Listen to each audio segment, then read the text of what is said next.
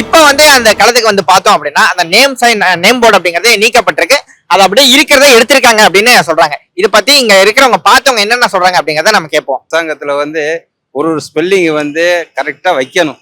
அவங்களுடைய இது சில பேருக்கு தெரிய மாட்டுது, தமிழே தெரிய மாட்டுது, இங்கிலீஷ் தான் தெரியுது. தமிழ் இன்னும் வந்து வளர்க்கணும்.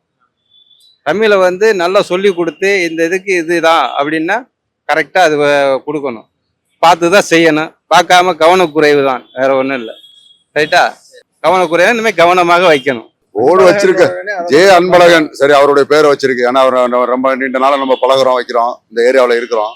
அதனால அவரை பார்த்தோன்னா சரி சந்தோஷமா இருந்துச்சு. ஆனா மிஸ்டேக் கவனிக்கல. பெரிய பெரிய அதிகாரி, பெரிய பெரிய கவர்மெண்டே கவனிக்கலங்கும் போது நம்ம சாதாரண மக்கள் எங்க கவனிக்கிறது?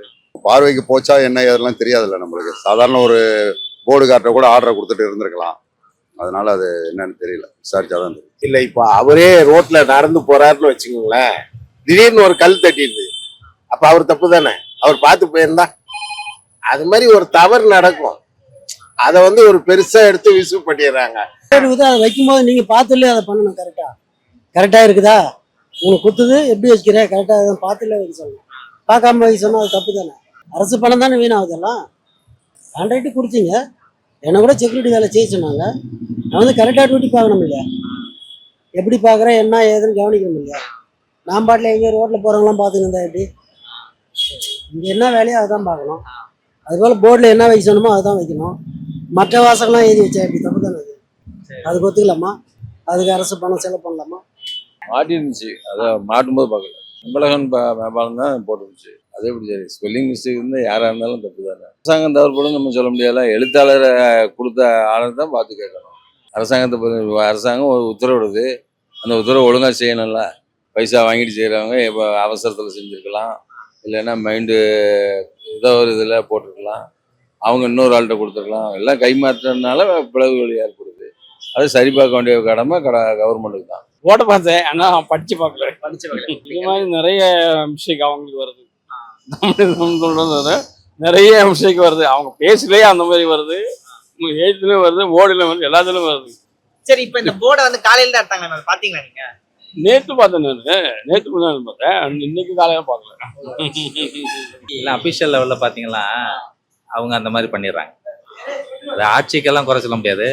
அந்த அதிகாரிகள் வந்து பார்த்தீங்கன்னா அந்த மாதிரி கொலைப்படி பண்ணிடுறாங்க. அதிகாரிகள் அதிகாரி மேல இருக்கலாம்.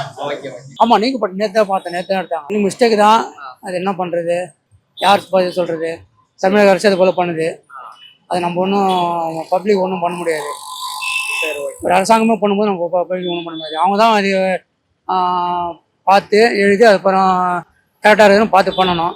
ஒரு அரசாங்கமே பண்ணும்போது நம்ம ஒன்றும் பதில் சொல்ல முடியாது. ஒரு 2 நாட்களாகவே சோசியல் மீடியால ஒரு போஸ்ட் அப்படிங்கறதே வைரல் இருக்கு. அதாவது கடந்த அக்டோபர் 30ஆம் தேதி முதலமைச்சரால டி நகர்ல இருக்கிற அன்பழகம் பாலம் அப்படிங்கிறது திறந்து வைக்கப்பட்டது. அதாவது தெற்கு உஸ்மான் சாலையில இருந்து சிஐடி நகர் வரலும் போற முதல் சென்னையின் இரும்பு பாலம் அப்படின்னு இது வந்து பெயர் பெற்றது. இந்த அன்பழகம் பாலம் அப்படிங்கிறது வந்து நேற்று வந்து ஒரு ஸ்பெல்லிங் மிஸ்டேக்கோட, அதாவது மேம்பாலம் அப்படிங்கிறதுல வேற ஒரு லா போட்டதுனால அது வந்து திமுக காரங்க தமிழ்நாடு அரசால திறந்து வைக்கப்பட்ட ஒரு பாலத்துக்கு ஒரு பேர் கூட வைக்க தெரியல, அது ஸ்பெல்லிங் மிஸ்டேக் இருக்கிறத கூட ஒழுங்கா கவனிக்காம எல்லாருமே வச்சிருக்காங்க அப்படின்னு பலராலையும் ட்ரோல் செய்யப்பட்டது அந்த நேம் போர்டு அப்படிங்கிறது.